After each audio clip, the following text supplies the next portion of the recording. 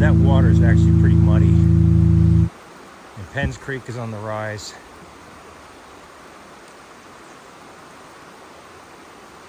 The mountains up here have a way of squeezing out extra rain.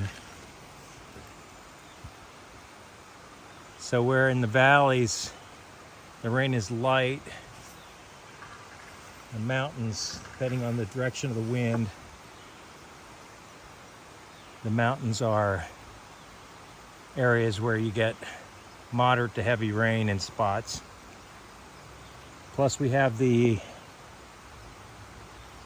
farm valleys up north of here, and they're all been plowed, so a lot of that water's coming in from there.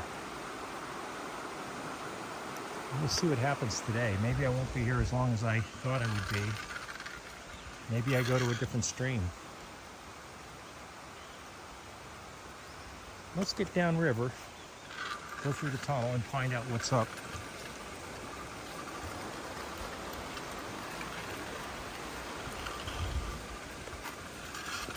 So Penns is a little bit off color, likely on the rise from rains overnight and then this morning. And still not that high because it was so freaking low before. It was like 110 CFS, which is late summer levels. So the question is whether or not this will clear up a little bit if the rain stops, or if it's going to get worse, if it stays the same, and whether this rain put any potential hatches down. I already saw a slate drake taken off the water. Haven't seen any olives yet, but we'll see what happens. It's about noon here. It's going to stay cloudy and probably drizzly for several hours. Yeah, there's a drake right there. Slate drake going off right over there.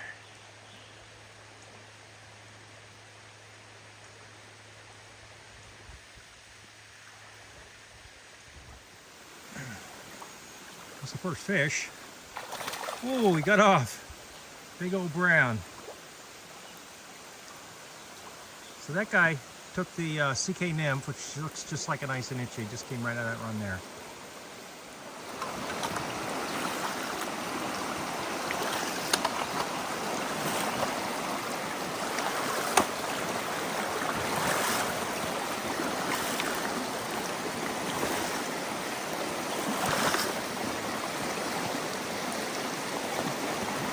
Right up there.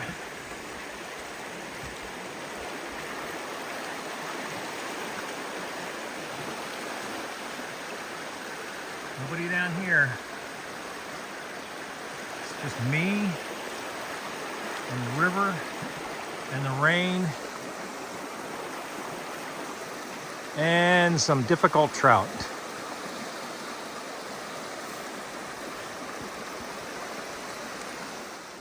So here's an Icenichi shuck, which I just took off the grass along the stream here.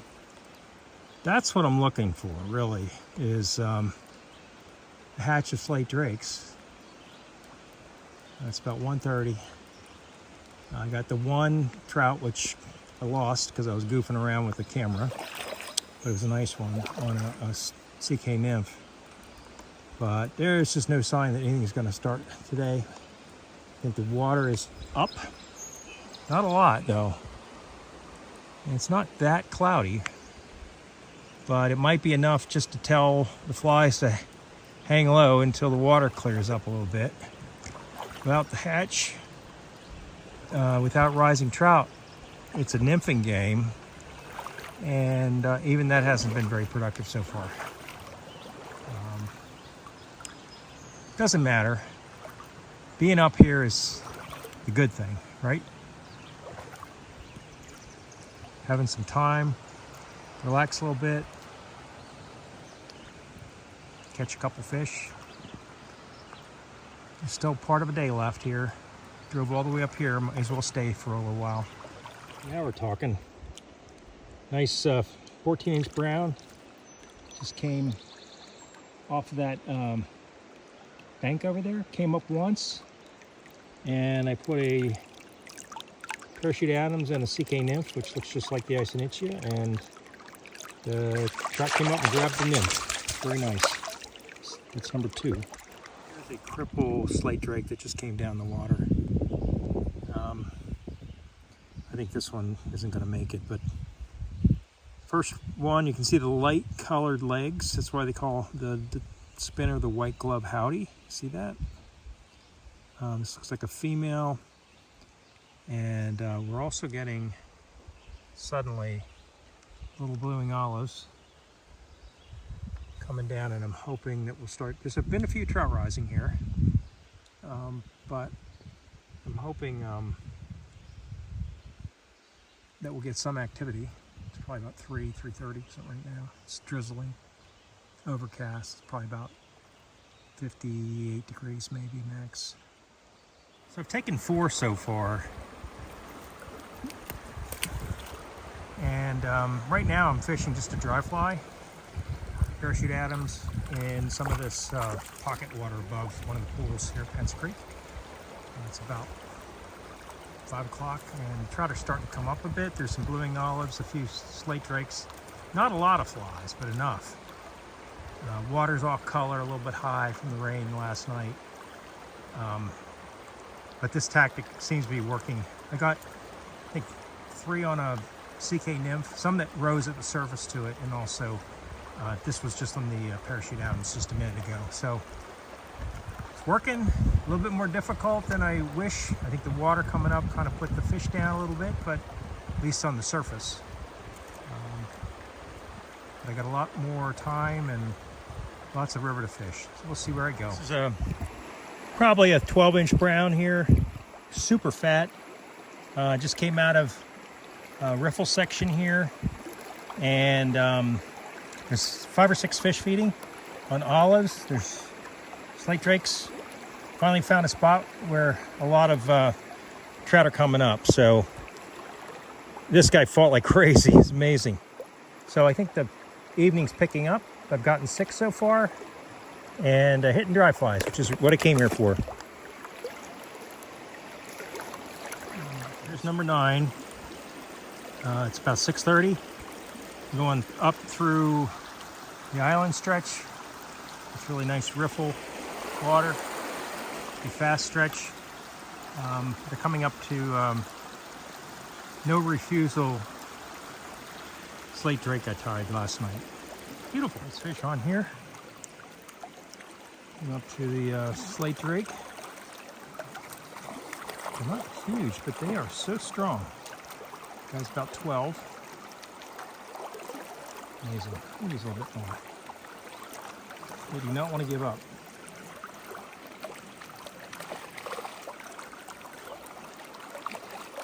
Nice fish. Bring them in. Look how fat these guys are this year. Just perfect fins. They fed very well.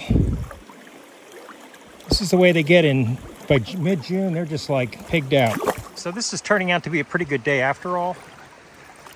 I had a very slow start, and I didn't think anything was going to get started, but there's a good number of slate drakes on the water, lots of blueing olives, and there's fish feeding right here. I got a couple in front of me. I just caught one that was about a very big fat 12, strong as an ox, and I'm going to keep going. I got a lot of daylight left.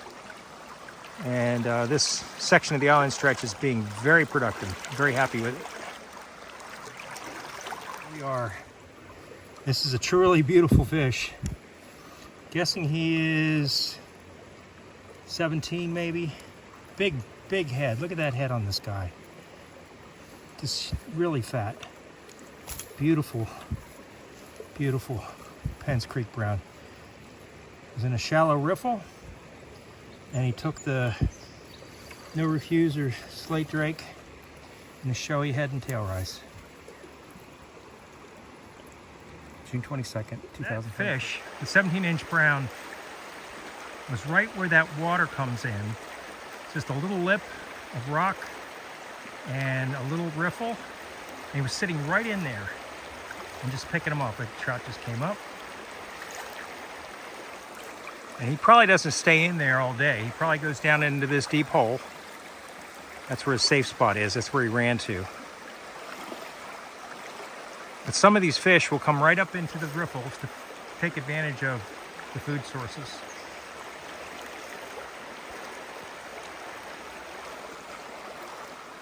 Number 12, same pool. And a nice fish. Number 13 on. Coming fast and furious. 14. Turning out to be a good day. These are in the 11 to 12 inch range, these guys here. Here's number 15. And I'd say he's about 15 inches. All right, guy. Thank you.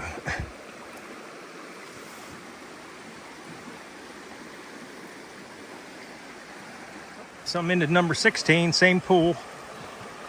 And this guy, when he came up for the fly, he came clear out of the water. It was amazing. There he is. He's a strong fish. Beauty as well. Look at that fish. Oh my goodness. Big browns here. They're coming up so easy today. It's just amazing. Look how fat this, oh my God, look at the belly on this thing. This fish here is 16 inches. This is number 17. He got me pretty good. He bit me. You see the blood? That's coming from me, not from the fish. All right, so see you later, guy. Number 18.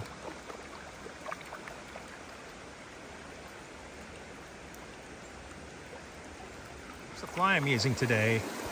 It's just I don't know what you'd call this, either a usual or, I don't know. That's rabbit's foot as a wing, gray, just a dark gray body and a gray tail. That's it.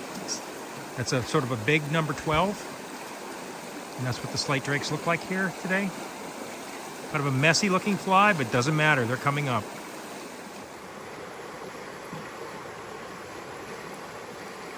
So the rocks here on this particular stretch of stream are just covered with these slate drakes. So these guys are swimming into the shallows, finding a spot where they can safely get out of their shuck and then crawling up on the rocks. It's kind of their strategy for not being eaten. Beautiful flies. Most of the ones I've seen on these rocks are females right now. I bet there's going to be a big spinner fall one of these nights. So here you can see a slate drake trying to get up off the rock there. There he goes. Just hatched out. That's neat to watch. And you can see how the fly I have approximates the size and color. He doesn't like it though. That's a she, and she does not like him at all. Alright, sorry about the blood, but I'm on blood thinners these days, guys. It's a beaver. These guys are little guys. There's two of them, about the same age. I guess they're just learning to swim. Cute. They came almost right up to me here. So they realized I wasn't something that was safe, I guess. There's a couple little beavers. I think that's a mom and a kit right there. I think they're kits. Is that what they call baby beaver? Oh yeah, she's getting up on the mother's back. Looks like the beaver's looking at me. That's so cute. Look at that. Very nice. Oh, look at that. She's big.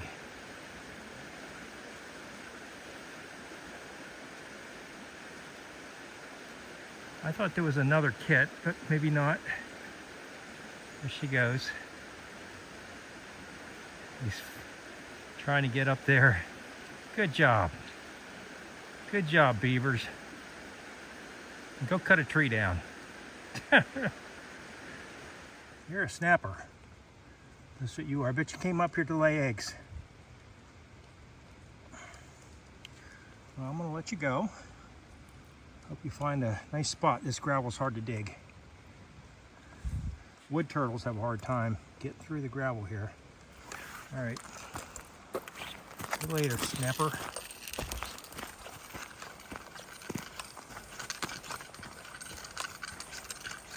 Otters. Yeah, I see you. Oh, 3 otters. 4. This is a day for me, man. You're looking at me, and I'm looking at you. Is it a mama and 3 kits? You guys got some good food here, don't you? Very curious animals. What a day. What a freaking great day.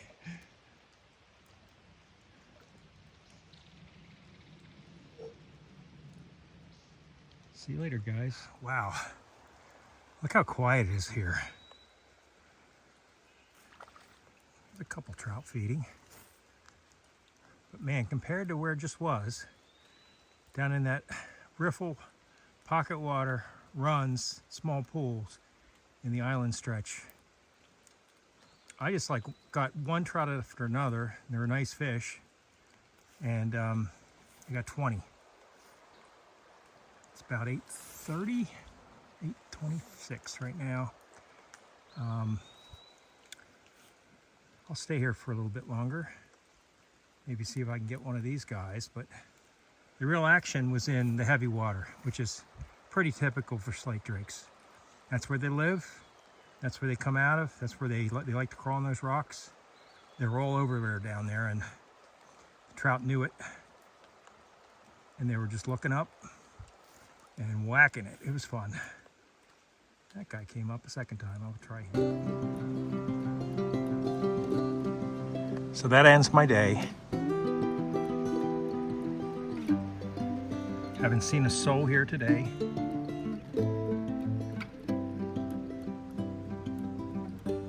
Just a couple of beavers, a bunch of otters, a mink. Generally a good day. Weather sucked. That's exactly what I was looking for today. Bad weather, rain, a little bit of water in the river. Today was a very good day on Penns Creek. I hooked and released 21 wild brown trout, matched a hatch, fantastic slate drake hatch, and I fished in complete solitude, except for being accompanied by the wildlife along the stream. This day was really not chance. I kind of planned it in some way. I've been looking at the weather for the last couple of weeks and trying to figure out when conditions would be just right to try to meet a hatch on Penns Creek. And my experience on the creek over the decades that I've fished it told me that if certain factors come together, I might be able to run into some really good conditions. So I basically put myself into a situation. It's very rare in the middle of June to have a day in the 50s where it's rained a bit, not too much. It stays cloudy. It's in the middle of the week when not other people are fishing, and a good hatch comes off. I've experienced before. I go back to my initial story about meeting a blueing olive hatch on the 4th of July, 1979. I've talked about that before, where at that young age of 18, going on 19, I hooked and released 30 wild brown trout on Penn's Creek with little blueing olives, fishing with a Midge Adams. It was the best I'd ever done on Penn's Creek, and it pretty much set the stage for subsequent years in terms of trying to meet and match hatches, because that's a good time to catch fish. If you go back into Charlie Meck's books, his Pennsylvania Trout Streams book, second edition, he talks about that day on Penn's Creek, and also introduces my letter, which I wrote to him shortly after I met him, or I guess it was before I met him, yeah, about the day I had, because we were on the stream at the same time on the 4th of July, 1979. It was like 55 degrees, which is very odd, and nobody was fishing the stream, and I went down into the same section I just fished, and hooked and released 30 trout. Fantastic day, just amazing. And Charlie had a equally fantastic, actually doubly fantastic day, because he hooked and released 65 trout that day, and further downriver, down towards Cherry Run. And he wrote about it. And to him, he called that his hatch of a lifetime. And there really wasn't any, I guess, there was a good reason for this hatch to have happened, because conditions were so unusual for this late season to have so many flies coming off, pretty much complete solitude on the stream, and just hundreds and hundreds of trout feeding. Today was pretty good. I mean, I got 21 trout, and that was pretty much most of them between 4 and 8 o'clock and 8:30. But I kind of knew what I was trying to get after. I was trying to get in a situation which I went after by taking a day off at work, watching the weather, and driving up, tying a few flies the day before, and eventually getting into a bunch of trout. And I caught a couple of really nice ones. So I do want to talk a little bit more about some of these types of days, because over my fly fishing career, I've run into situations very similar in different months, in different hatches. And that's one of the reasons that I like fishing when it's rainy and cloudy and either cold. And I can go back in my fly fishing journals and find a number of examples in different Hendrickson hatches and sulfur hatches, and even caddises, certainly slate drakes and blueing olives, where conditions were just perfect, and the fish responded to an amazing hatch that was happening more in the middle of toward the end of the day. So I'm going to go talk about a few of these hatches. I'll go back into my journal here, and just as a learning to look at the conditions that lead up to these situations. And you want to put yourself in that situation when you can be the person on the stream with the bugs coming off and the trout coming up. And those days, again, as I've written before, are few and far between and should never be taken for granted. It's just kind of an unusual situation. But what that does, when these things happen, you really, really see the amazing power of the stream, the population there, the number of trout, the flies that are on the water, and you see trout coming out in places that you would never believe trout would come out of. So again, it's a special situation, and I would encourage everybody to get the rain gear out, get out on the stream, take a day off, and you'll probably experience some things that you could never have imagined.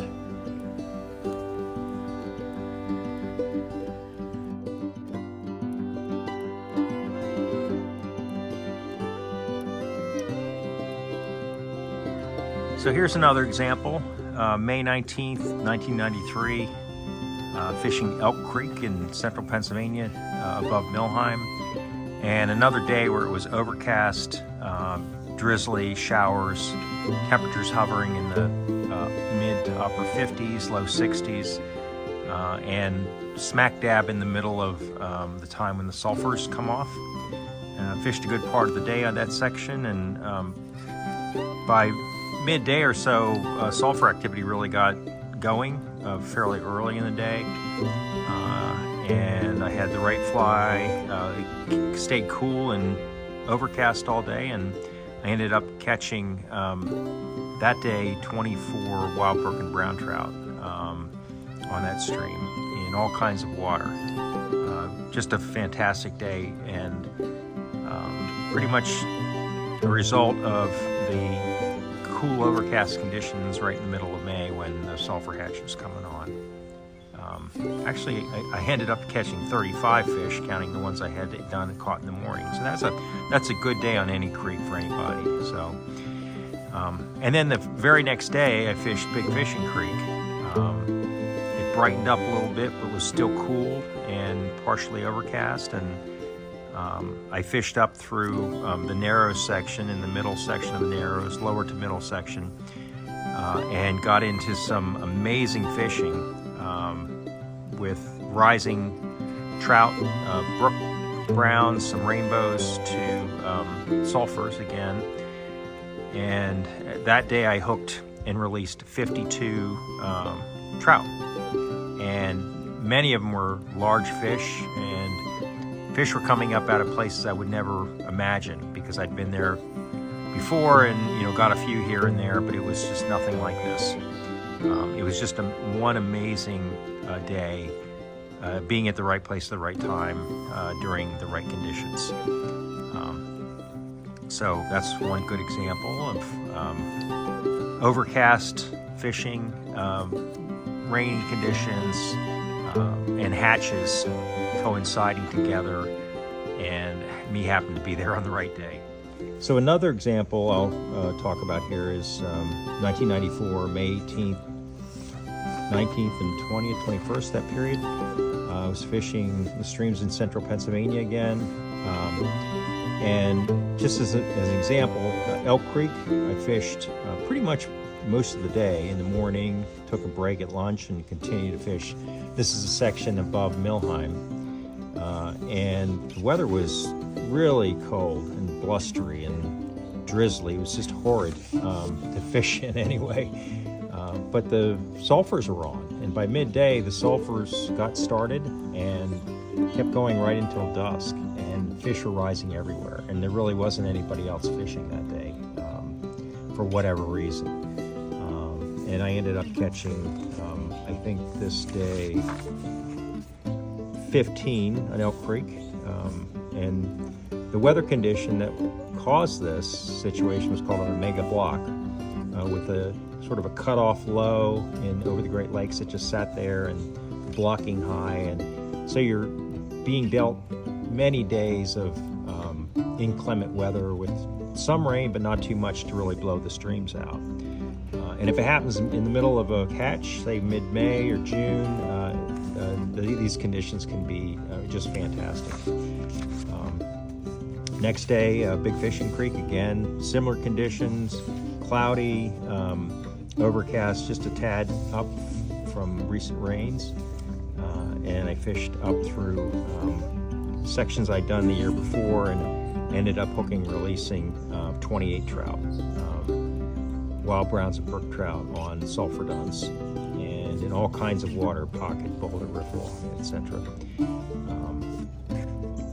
Again, it wouldn't have happened if I wasn't there at the right time and decided to face the weather and get into these trout. So on May 21st, 2015, my buddy and I fished Penn's Creek between Coburn and Ingleby. And again, the weather was cold, cloudy, drizzly, and hovered at about 48 degrees Fahrenheit. We started at the footbridge below Coburn about 11 o'clock in the morning. It was actually 10:30, and not expecting a hatch to be coming off. Looked over the bridge, found rising trout, and realized that the sulfur hatch had started early. Not only a little bit early, but a lot early. And we proceeded to fish from that section down into a series of riffles below, halfway down to Ingleby, and hooked between us 40 trout, mostly between like 11 o'clock and 4:30 in the afternoon, and peaking maybe about 2:30, something like that. But there were sulfurs coming off everywhere and trout rising everywhere. And in some sections, in moderate riffles, it wasn't the most exciting water, but the trout were in there. And nobody else was down there. It was 48 degrees. It was kind of cloudy and overcast. We were bundled up.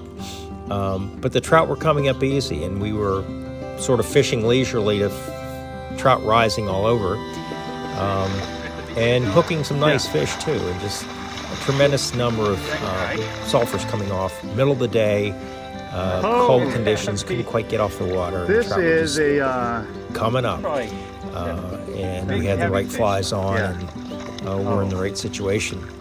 And interestingly, as 5 o'clock rolled on, we're like walking out and walking back up to the car. That's when everybody's coming in to fish for the evening, and they kind of missed it because they just weren't there at the right time. The fishing had slowed down, and I'm sure the trout were all pigged out, and the hatch was pretty much over at that point. So those are unusual situations caused by the weather and temperatures and overcast, and coinciding with a really great hatch. A more recent example of how the weather affected my fly fishing was a few days on the west branch of the Delaware River in early May 4th, 5th, and 6th, 2016. And at that time, a similar condition to an omega block formed with a low pressure system over the area, high pressure to the east, and cold air funneling in from the north and northeast, and cool, drizzly, rainy conditions, and temperatures that were hovering around 45 every day. And this is typically the middle of the Hendrickson hatch, and for a couple of days we saw some of the most amazing and heavy Hendrickson hatches as I've ever seen in my entire days of fly fishing. The first day of the hatch was really good, and the fish were rising, and it was easier to get fish. And my first fish was a 20-inch rainbow, and the second fish was a 19-inch brown. In places on the river I wasn't expecting them to be. The second day, we had equally huge numbers of flies on the water, almost biblical in proportion. Some fish rising, but it was extremely difficult to catch fish. In fact, some areas there were no fish feeding at all. I think the previous day they just fed so much they were just resting. And that happened like that for several days in a row. Very kind of unusual weather, and coinciding with the time when those flies just had to come out, resulting in some of the most amazing hatches to witness. Over the years, I've blessed and cursed the rain and its effect on my fly fishing. Tropical waves occluded in stationary fronts, mid-latitude cyclones, and nor'easters have all at one time or another conspired to wreak havoc on a well-planned fly fishing vacation. I can't tell you how many times the forces manifested a deluge at the precise time I crossed the Susquehanna River on my way northwest of Penns Creek. The parallel mountains of central Pennsylvania have this perfect ability to squeeze the most out of any storm system. On a number of occasions, I found myself hunkered down in my tent under a stationary front while cell after cell passed overhead, relentlessly delivering lightning bolts and torrential rain. The unending sound of pelting drops made me aware that I was not sleeping. At dawn, as the rain would begin to subside, the increasing roar of the river could be heard above the multitudes of robins. And as the light grew, a familiar green-brown swell with accompanying debris and branches would signal that Penns Creek was on the rise, a notorious and certain prediction. The sky may have grown clear and bright, but Penn's would remain high for days, even a week. The limestone aquifers in Penn's Valley north of the mountain stretches have this uncanny ability to capture the torrential rains, recharge the aquifers, and slowly release this water. As a result, the river can be expected to clear and fall at a maddeningly slow pace. Hatches are put down and delayed, and the river can become downright dangerous to wade. I have learned to resign myself to this fate and head for the headwater streams and return later in the week. Not all storms ruin fishing. Some enhance it. For example, by adding a bit of needed volume to the low water of late summer and fall. A cool, rainy day, if the rain is not overwhelming, can result in ideal fly fishing, especially if a hatch is in progress. However memorable, these experiences pale in comparison to the feeling one can get on the stream by simply being overtaken and pinned down by a heavy spring or summer thunderstorm. On a warm, humid afternoon, as you cast between the rhododendron, or as you rest under the shelter of white pine and hemlock, you may be soon visited by a force greater than yourself. On such an afternoon, you may have sensed the oncoming storm by the thickness and warmth of the air, the smell of the land, or the angle of the breeze. But more likely, the sheltering ridges of the central Appalachians will have obscured the storm's approach and left you with very little reaction time. Before you know it, the storm will be upon you, and you will be compelled to face the elements exposed. In this arena of forest, water, sky, and mountain, the spectacle of a storm is experienced from a 360-degree perspective. It can hit with a menacing punch, or move in as a gradual warm turbulence and intensify. With no protective roof overhead, the forces will manifest and release raw power directly above you. You may be startled by the brilliant flashes and be compelled by the sharp crack and static to reduce your stature on this earth for fear of being struck down. You may find a low, humble place for yourself to ride out the storm. As peals of thunder roll across the sky and echo between high sandstone ridges, and as the storm releases cool torrents upon you, and as you hunker down amid the darkness, wind, and fantastic light, you will find yourself as one among the multitudes of living things experiencing the world as it was intended to be. And maybe, just possibly, you may begin to understand and accept your place in this world.